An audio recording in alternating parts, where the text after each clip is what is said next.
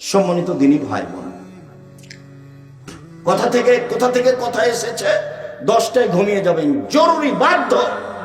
আড্ডা পিঠা চিরদিনের জন্য হারাম। দোকানে গেছেন, আসসালামু আলাইকুম, লবণ আছে? জি 1 কেজি লবণ দাও। কাঁচামরিচ আছে? জি 250 আছে, দাও। টাকা দিয়েছেন, আসসালামু আলাইকুম, গেলাম। বসবেন না ওখানে। বসে আছেন কেন দোকানের সামনে ঘন্টার ঘন্টা? এই স্বভাব কেন?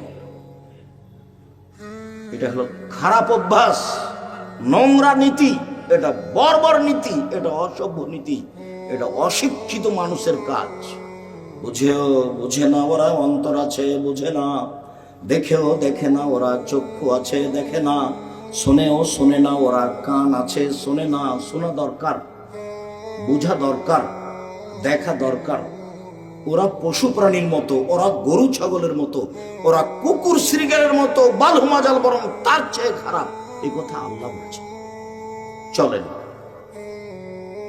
ভালো আচরণ এমন একটা ইবাদত, এ দিয়ে সবচেয়ে দামি জান্নাত পাওয়া যায়। এবার ছিল জান্নাতুল ফেরদাউস, এতক্ষণ। এবার দামি জান্নাত, সবচেয়ে দামি জান্নাত। আবু মালিক আশআরী রাদিয়াল্লাহু তাআলা আনহু বলেন, একদা রাসূল সাল্লাল্লাহু আলাইহি সাল্লাম বললেন, ইন্না ফিল জান্নাতি লাগুরাফ ইরা যাহিরুহু মিন বাতিনিহা বাতিনুহু মিন জাহিরিহা।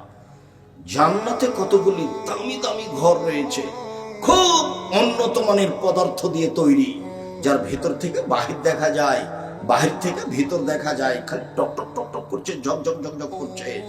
তো সাহাবীগণ বললেন, লিমান হাজিহি, আল্লাহর নবী এত দামি ঘর কে পাবে? কার জন্য এত দামি ঘর? তখন আল্লাহ রাসূল বলছেন, লিমান আলানাল কালামা, যার স্বভাব ভালো সে পাবে, যার চাল চলন ভালো সে পাবে। কথা ধরে রাখতে হবে। 1 নম্বরের হাদিস ছিল এক নম্বর হাদিস ছিল চাল চলনের নেকি সবচেয়ে ভালো। সেইখানে আর একটা কথা মাথায় জেগেছিল, ছুটেছিল, এখন একটু বলে দিই। দুনিয়াতে 2টা তাসবিহ আছে, তার নেকিও ভারী, তবে সবচেয়ে ভারী নয়।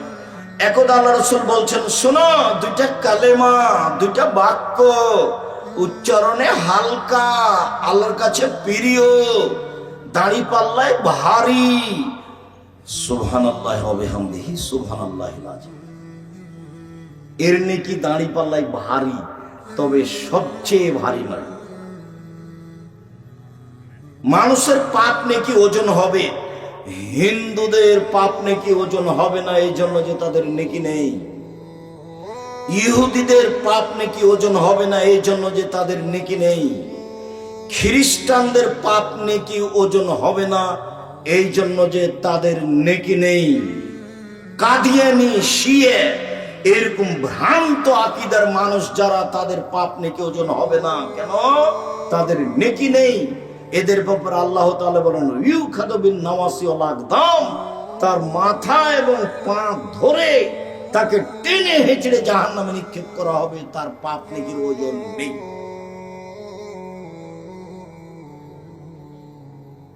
সবচেয়ে দামি জান্নাত পাওয়া যাবে সদাচরণ দিয়ে, ভালো চাল চলন, ভালো কথা ভালো কর্ম, ভালো কথা ভালো কর্ম। মধ্যেখানে আসি আপনার পরিবারের কাছে, জরুরি কথা। পরিবারের সাথে, মেয়ের সাথে ভালো আচরণ করলে, ভালো চাল চলন করলে আপনি একেবারে জাহান্নাম থেকে মুক্তি পাবেন। মানে কি? ভিন্ন ধরনের। সেটা হলো এইভাবে।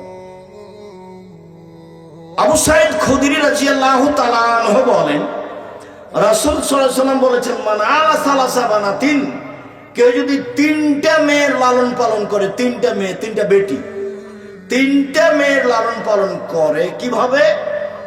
1, ফাআল্লামাহুন্না, তাকে বিদ্যা শিখিয়ে দেয়। 2, ওয়া আদাবাহুন্না, তাকে শিষ্টাচার শিখিয়ে দেয়। 3, ওয়া আহসানা ইলাইহিন্না, তার সাথে ভালো চাল চলন করে। কুন্নালাহু সিদরান মিনান নারে, তাহলে এই মেয়েরা বাপকে জাহান্নাম থেকে বাঁচানোর জন্য জাহান্নাম এবং পিতার মাঝে অন্তরাল হয়ে যাবে। ওদিকে আছে জাহান্নাম, মেয়ের মধ্যে আছে মেয়েরা, আর এদিকে আছে ওর বাপ। মেয়েরা বলবে আমার আব্বাকে আগে জান্নাতে দেন, তারপরে কোনো কথা। এই যে বেঁকে বসলাম, আগে আমার আব্বাকে জান্নাতে দেন, তারপরে কোনো কথা। 10টা ছেলেকে যদি মাস্টার ডিগ্রি পাস করান তো এক নেকিও হবে না। পড়াবেন কেন? জন্ম দিয়েছেন এই জন্য। এই জন্য তো আল্লাহ রাসূল ওইদিকে খুব শক্ত হয়ে গেলেন যে 3 শ্রেণীর মানুষ জান্নাতে যাবে না। 1, মুদমিনুল খামর, যারা নিয়মিত বিড়ি, তামাক, জর্দা, সিগারেট, গুল, নেশাদার দ্রব্য খায় পান করে, তারা জান্নাতে যাবে না। 2, আর রাজলাতু মিনান নিসায়ে, পুরুষের বেশধারী নারী, যারা পুরুষের জুতা স্যান্ডেল পরে, যেসব মহিলা পুরুষের পোশাক পরে, শার্ট গেঞ্জি গায়ে দেয়, এরা জান্নাতে যাবে না। কেন এভাবে পোশাক পরে আসছে?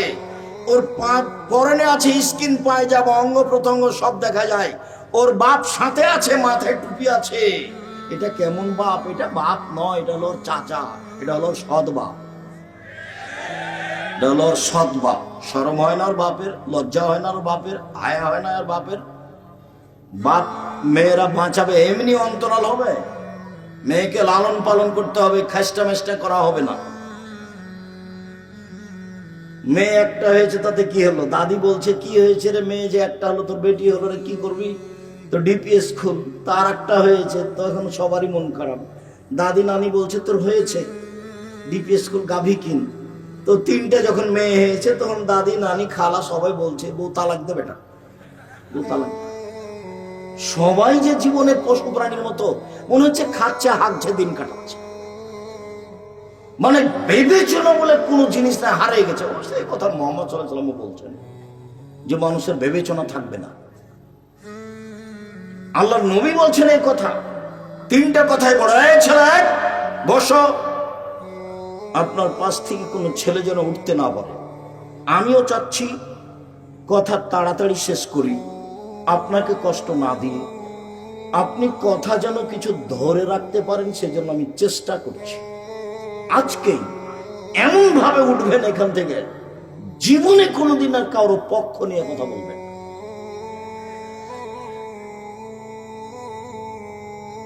আমি একদিন বলছি হজ সফরে গিয়ে যে আমাদেরকে সাথে নিয়ে গেছে, তা আমাদের আরো সাথী ভাই যারা আছে, তারা এমন ভাবে বলছে যে তোকে দেখে নিব, তোকে বিমানবন্দরে ঢাকাতে দেখে নিব, তোকে উঠিয়ে নিয়ে যাব। মুআল্লিমকে বলছে। তো মুআল্লিমের 2 চোখের পানি ঝরঝর করে ঝরছে। তা আমি এখন সবাইকে বললাম, দেখেন আমি কোনোদিন হজ সফরে এসে কারোর প্রতিবাদ করতে রাজি নই, তবে আমি এই কাজ করব না। আমি মুআল্লিমের দায়িত্ব পালন করব না, এটা আমি পছন্দ করি না। যারা করছে তারা আসলে টাকার স্বার্থে, রুজির স্বার্থেই করছে। তবে কথার কথা, জিবরাইল আলাইহিস সালামকে যদি মুআল্লিম করা হয় তবুও মানুষ মানবে না। এখন তো বিমান তো মানুষের হাতে, বিমানের সমস্যাও থাকতে পারে। তার মানে ও 2টার সময় ঢাকাতে বিমান হবে আমাদের বলেছে। আমরা বিমানবন্দরে ঢুকেছি, ঢোকার কিছুক্ষণ পরে বলছে বিমান 6টায়।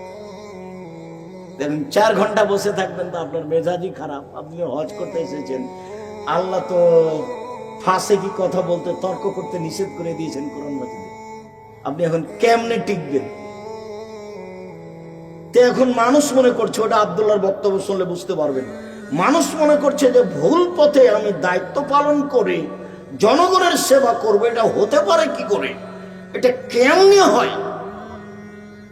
আপনার ইলেকশন হচ্ছে আব্রাহাম লিঙ্কনের কাল্পনিক পদ্ধতি, তাতে মেথরও নেতা হতে পারবে।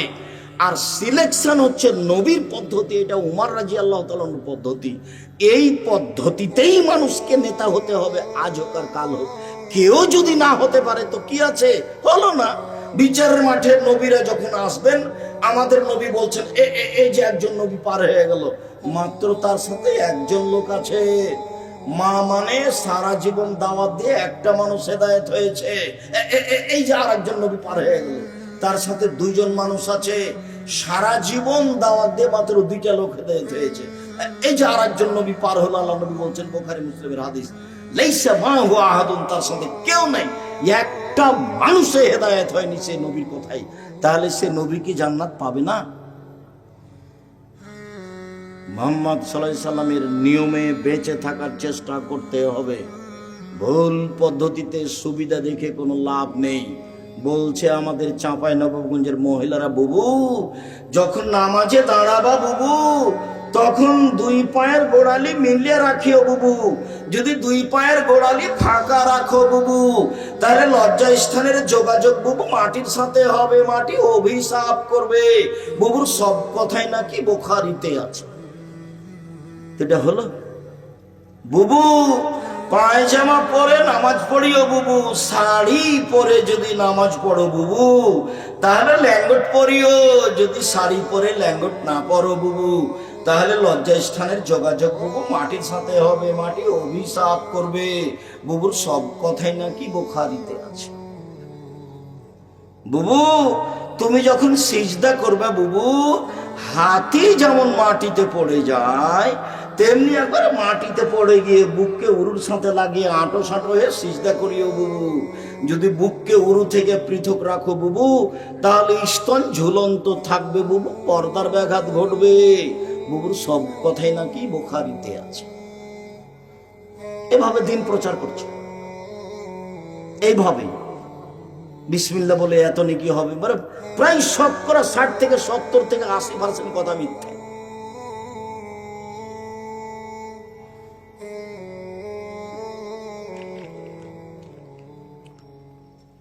বহুদিন থেকে দেখে আসছে আপনাদেরকে, 30 বছর থেকে চলছে, তো 34 বছর 35 বছরে পড়েছে।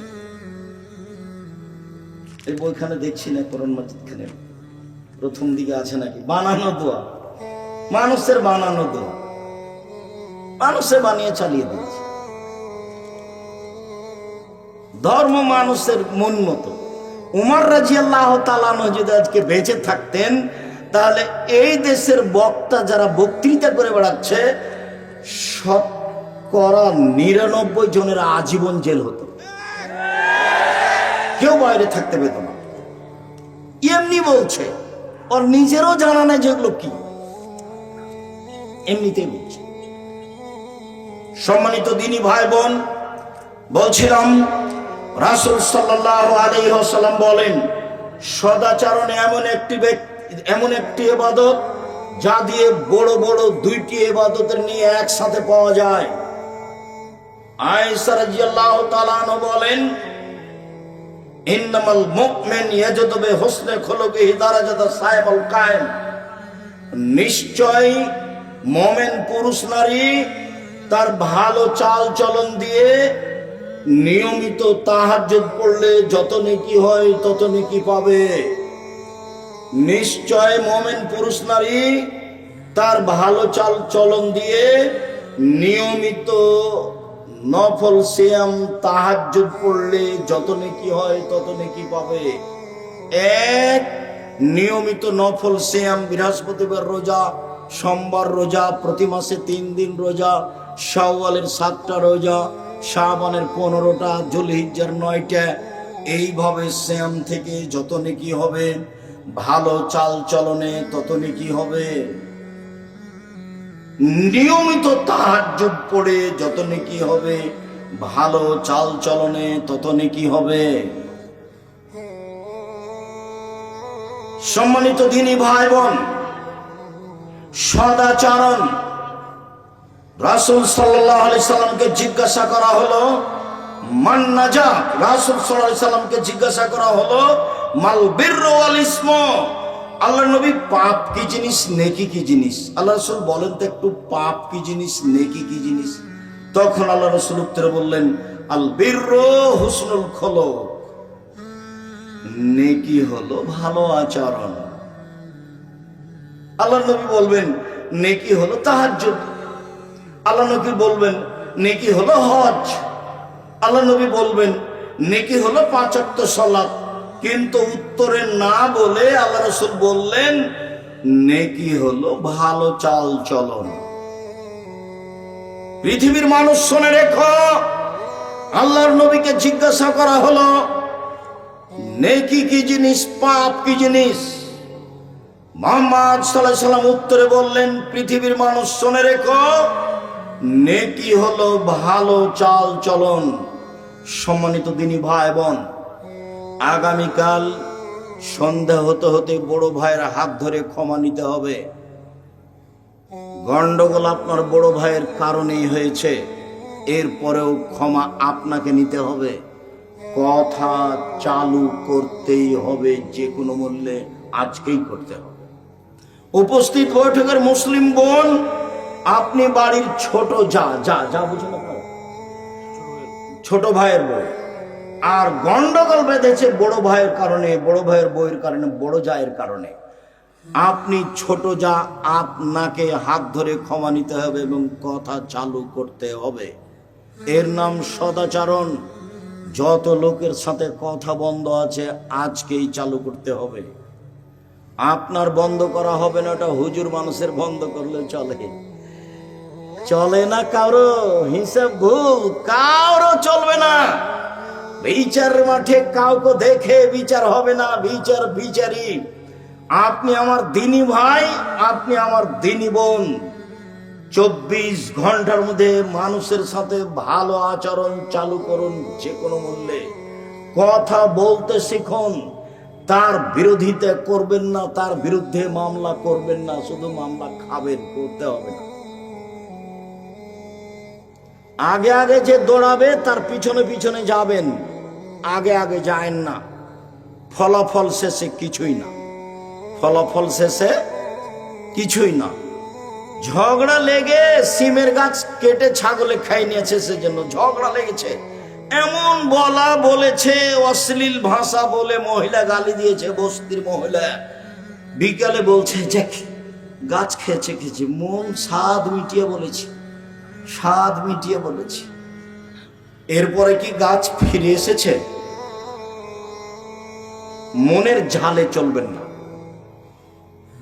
মনের ঝালে চলবেন মানে শয়তান চালাচ্ছে, আপনার ভিতরে ভালো চাল চলন নেই।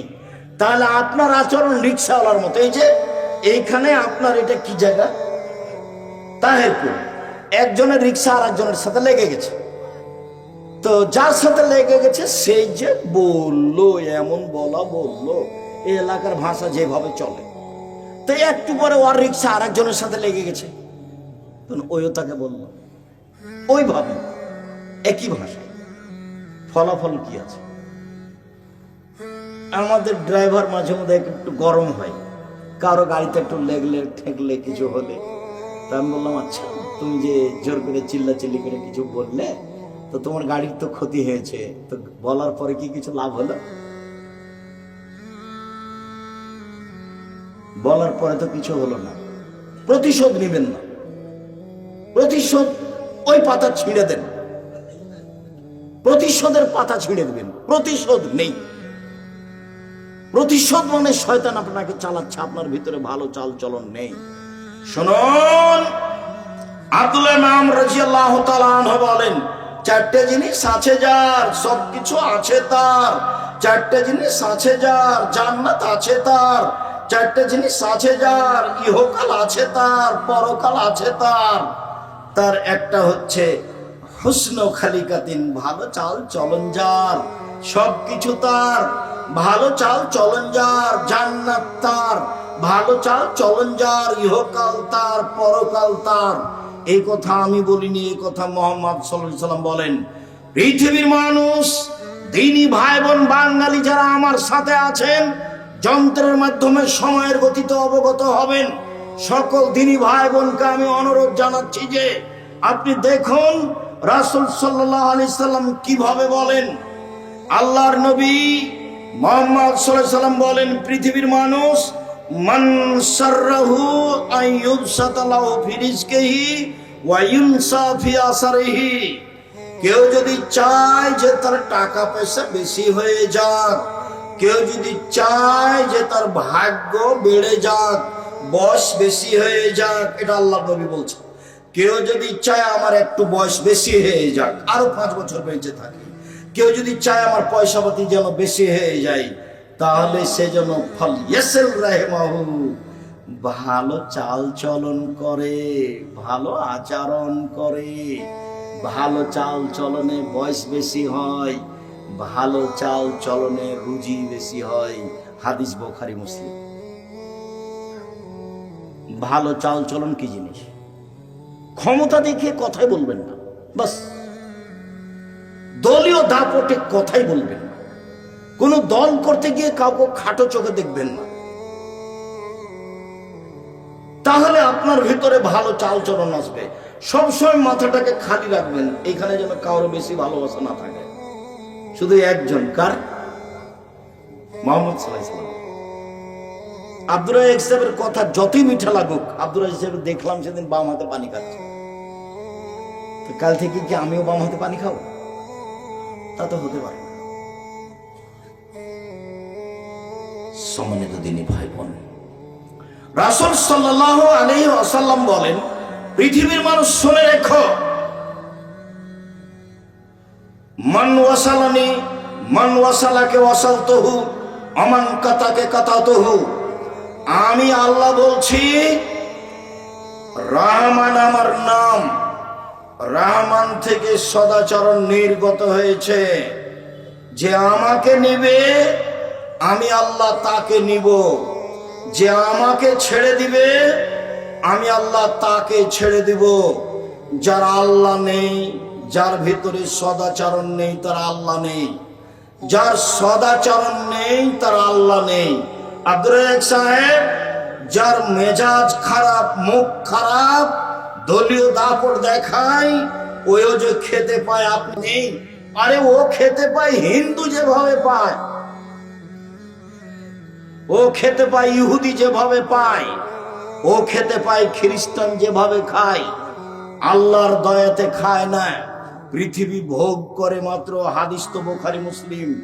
আল্লাহর নবী বলছেন, আল্লাহ তাআলা বলেন, আমাকে যে নিবে, সদাচরণ যে নিবে, তাকে আল্লাহ আমি নিব।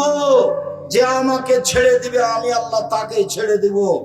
আয়েশা রাদিয়াল্লাহু তাআলা আনহা বলেন, ওর রাহিমু মুআল্লাকাতুন বিল আরশ, সদাচরণ আল্লাহর আরশ ধরে এভাবে ঝুলন্ত অবস্থায় বলছে। সদাচরণ আল্লাহর আরশ ধরে ঝুলছে, ঝুলন্ত অবস্থায় বলছে, আমি সদাচরণ বলছি, মান ওয়াসালানি ওয়াসালাহুল্লাহ মান কাতানি কাতাহুল্লাহ।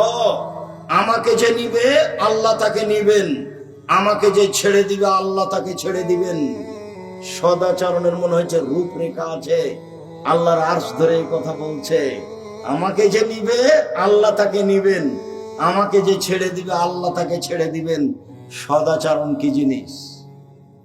সম্মানিত দিনী ভাই বোন, আপনাকে আমি খুব ভালোবাসি। প্রতিশোধ বাদ দেন, প্রতিশোধ নিতে হবে না। আপনার ছেলেকে মেরেছে, মামলা করেছে, দুটা গালি দিয়েছে। একবারে হাকিমের সামনে যেমন কিছু বলে না, চুপচাপ থাকে। আমি যখন কোর্টে উঠলাম, সিলেট সুনামগঞ্জ কোর্টে, আমাকে উকিল বলল, চিরদিন আপনার কথা শুনেছি, আজকে আমার কথা শুনল। জজ যাই বলুক মুখ খুলবেন না, জজ যেটাই বলুক মুখ খুলবেন না। এখন জজ এক পর্যায়ে ওই যে আমার নামের লুচিটা এভাবে উল্টে রেখে দিল, দিয়ে বলল, মামলা নিয়ে আপনার সাথে কথা নাই, আপনার সাথে আমার কিছু কথা আছে, দিয়ে শুরু করলো। তো এক জায়গাতে গিয়ে বলছে, আপনি বলেছেন হোসাইন আহমদ মাদানী মুশরিক, আপনি বলেছেন হোসাইন আহমদ মাদানী দেওবন্দের মুহাদ্দিস মুশরিক। তো আমি তো ও কথা বলিনি, আমি বলেছি যে দেওবন্দে হোসাইন আহমদ মাদানী ডালিম গাছের নিচে বুখারী পড়াতেন, তারপর উনি মারা গেছেন, ডালিম গাছটা আছে।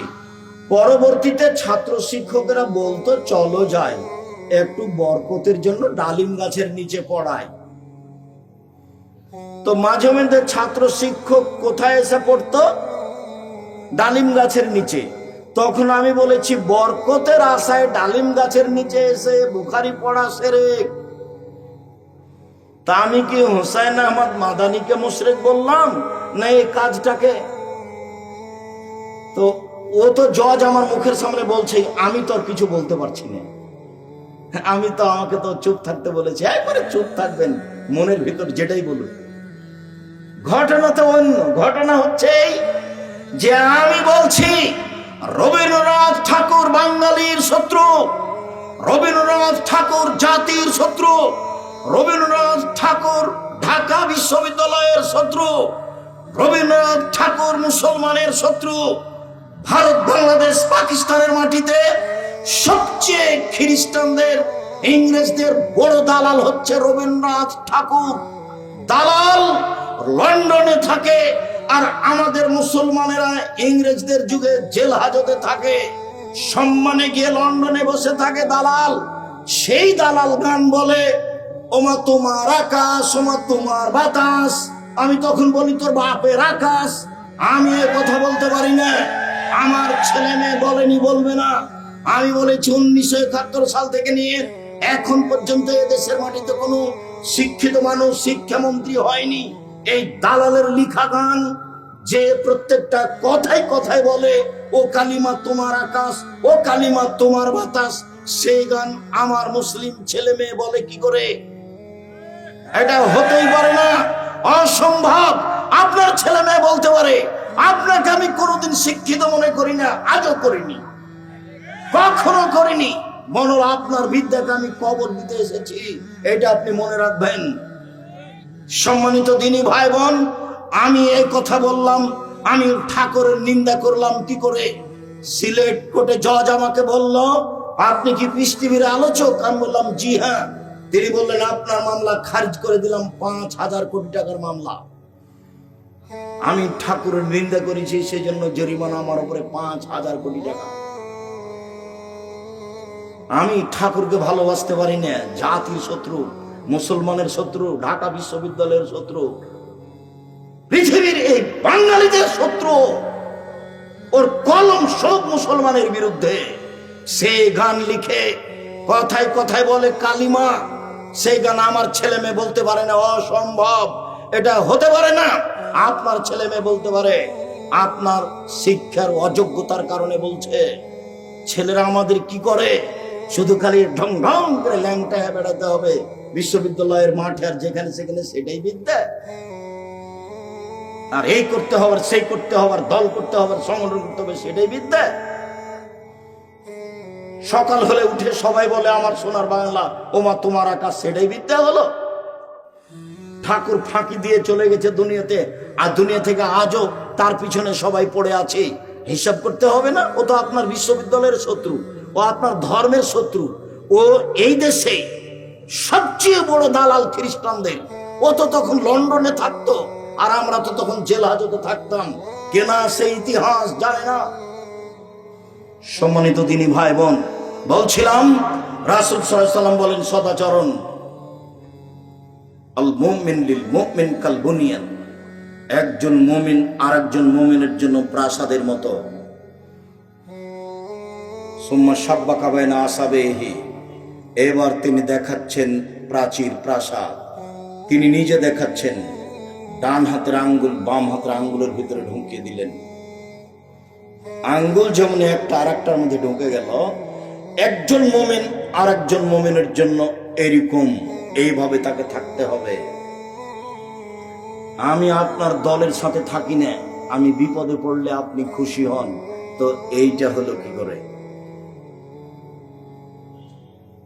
আবু হুরায়রা রাদিয়াল্লাহু তাআলা আনহু বলেন, রাসূল সাল্লাল্লাহু আলাইহি সাল্লাম বলেছেন, আল মুমিন লিল মুমিন কারাজুলিন ওয়াহিদ। সারা পৃথিবীর মুসলিম পুরুষ নারী একজন মানুষ, একজন। ইনিস্তাকাইনু ইস্তাকা কুল্লুহু। চোখে ব্যথা হলে সম্পূর্ণ ব্যথা বুঝতে পারেন। অনিস্তাকা রাসু ইস্তাকা কুল্লুহু। মাথায় ব্যথা হলে সম্পূর্ণ শরীরে ব্যথা বুঝতে পারেন।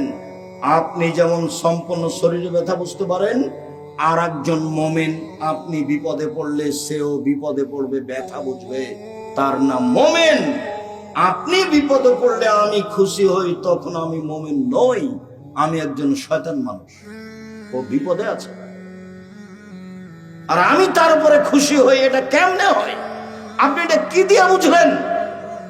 সম্মানিত দিনী ভাই বোন, আমি তাহেরপুর এলাকার লোককে, রাজশাহীর মানুষকে, দিনী ভাই বোনকে অনুরোধ জানাচ্ছি, একেবারে মাটির মানুষ হয়ে, একেবারে স্বাভাবিক হয়ে, পরস্পরকে ভাই মনে করে, সে হিন্দু হোক না কেন, তার সাথে খারাপ আচরণ করার কোনো সুযোগ নেই। তার ক্ষতি করতে হবে এরকম কোনো সুযোগ নেই। সে মানুষ, সে আপনার সাথে ভালো আচরণের অধিকার রাখে। আজ থেকে কোনোদিন সাইকেলের সাথে কারো সাইকেল বেঁধে গেলে প্রতিশোধ নিবেন না, গাড়ির সাথে গাড়ি লেগে গেলে প্রতিশোধ নিবেন না, পাড়া প্রতিবেশীর সাথে ঝগড়া করবেন না, ধৈর্যের পরিচয় দিবেন। আল্লাহ রাসূল বললেন, চারটা জিনিস আছে যার, সবকিছু আছে তার। চারটা জিনিস নেই যার, কোনো কিছু নেই তার। চারটা জিনিস আছে যার, সবকিছু আছে তার। এক, আলমারাতুস সালেহা, ভালো স্ত্রী। ভালো স্ত্রী আছে যার, সবকিছু আছে তার। দুই, আল জারুস সালেহ, ভালো প্রতিবেশী। ভালো প্রতিবেশী যার, সবকিছু আছে তার। তিন, আল মারকাবুল হানি, একটা ভালো গাড়ি। একটা সাইকেল ভালো চেন পড়ে না, একটা গাড়ি চাকা নষ্ট হয় না। ভালো গাড়ি যার, সবকিছু আছে তার। ভালো গাড়ি নেই যার, কোনো কিছু নেই তার। চার, আল বাইতুল ওয়াসি, প্রশস্ত ঘর, যেখানে মেহমান বসতে পারবে, মেহমান খাবে, এরকম প্রশস্ত ঘর যার, সবকিছু আছে তার। সংকীর্ণ ঘর যার, কোনো কিছু নেই তার। চারটে জিনিস আছে যার, সবকিছু আছে তার। সুখময় জীবন তার। এক, ভালো স্ত্রী। দুই, ভালো প্রতিবেশী। তিন, ভালো গাড়ি। চার, একটি প্রশস্ত ঘর। সম্মানিত দিনী ভাই বোন, আমি একটি হাদিস পড়েছিলাম, এতক্ষণ পর্যন্ত সামাজিক ভাবে চলছিলাম, এবার আপনাকে পারিবারিক ভাবে একটু দেখাই। রাসূল সাল্লাল্লাহু আলাইহি সাল্লাম বললেন, যে হাদিসটা বলেছিলাম আবার সেখানে ফিরে যাই। তিনি বলেন, মান আলা জারিয়াতাইনে, কেউ যদি দুইটা মেয়ের লালন পালন করে, দুইটা মেয়ে, হাত্তা তাবলগা, মেয়ে দুটি বড় হওয়া পর্যন্ত, বিদ্যা শিখিয়ে দিল, শিষ্টাচার শিখিয়ে দিল, নিয়ম কানুন শিখিয়ে দিল, বিবাহ শাদী দিয়ে দিল, তাহলে হুয়া ওয়া আনা ফিল জান্নাহ হাকাজা, সেই পিতা এবং আমি জান্নাতে এইভাবে থাকবো। তর্জনী এবং মধ্যমা আঙ্গুল দিয়ে ইশারা করে দেখালেন, দুইটাই আঙ্গুল জমা ধরে আছে। পৃথিবীর মানুষ মনে রেখো, কেউ যদি দুইটা মেয়ের লালন পালন করে, সেই ব্যক্তি আর আমি জান্নাতে এইভাবে থাকবো। তিনি বলছেন, পৃথিবীর মানুষ মনে রেখো, কেউ যদি একটা ইয়াতিমের লালন পালন করে, একটা ইয়াতিমের লালন পালন করে, যে ব্যক্তি লালন পালন করে সেই ব্যক্তি আর আমি মুহাম্মদ সাল্লাল্লাহু আলাইহি সাল্লাম জান্নাতে এইভাবে থাকবো। তখনও তিনি তর্জনী এবং মধ্যমা আঙ্গুল ইশারা করে দেখালেন, তবে একটু ফাঁকা করলেন।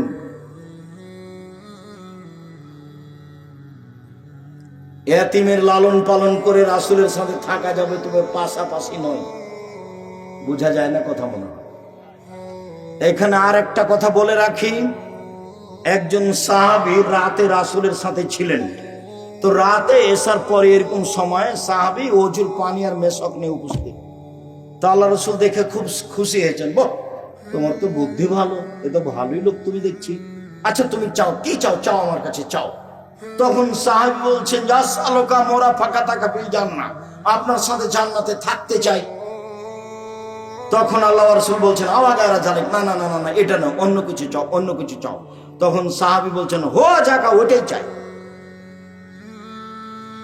তখন আল্লাহ রাসূল বলছেন, আইন নিবে কাছরাতি সুজুদ, তাহলে তুমি বেশি বেশি নফল তাহাজ্জুদ পড়ে আমাকে সহযোগিতা করো। বেশি নফল না পড়লে, তাহাজ্জুদ না পড়লে আমার সাথে থাকা যাবে না। তাহাজ্জুদ নিয়মিত পড়ে রাসূলের সাথে থাকা যাবে কি না সেইটা অস্পষ্ট, তবে দুইটা মেয়ের লালন পালন থাকলে রাসূলের সাথে জান্নাতে থাকা যাবে, এই কথা মুহাম্মদ সাল্লাল্লাহু আলাইহি সাল্লাম বলেন। মেয়ের সাথে ভালো আচরণ করুন, স্ত্রীর সাথে ভালো আচরণ করুন। আপনি মহিলা মানুষ, চারটা কাজ করলে জান্নাত পাবেন ইনশাআল্লাহ। 5 ওয়াক্ত সালাত, রমজান মাসের রোজা, সিয়াম, স্বামীকে মেনে চলা, তিতা লাগলেও মিঠা লাগলেও, তিতা লাগলেও মিঠা লাগলেও স্বামীকে মেনে চলবেন, যে কোনো মূল্যে জেনায় লিপ্ত হবেন না। জান্নাতের সব দরজা খোলা, আপনারা নিরাশা হবেন না। আব্দুল রাজ্জাক সাহেব, আমাদের জন্য জান্নাতের সব দরজা খোলা কিভাবে? আপনি সুন্দর করে ওযু করার পরে যখন বলবেন আশহাদু আল্লা ইলাহা ইল্লাল্লাহু ওয়াহদাহু লা শারীকা লাহু ওয়া আশহাদু আন্না মুহাম্মাদান আবদুহু ওয়া রাসূলুহু, তখন আপনার জন্য জান্নাতের সব দরজা খুলে যাবে।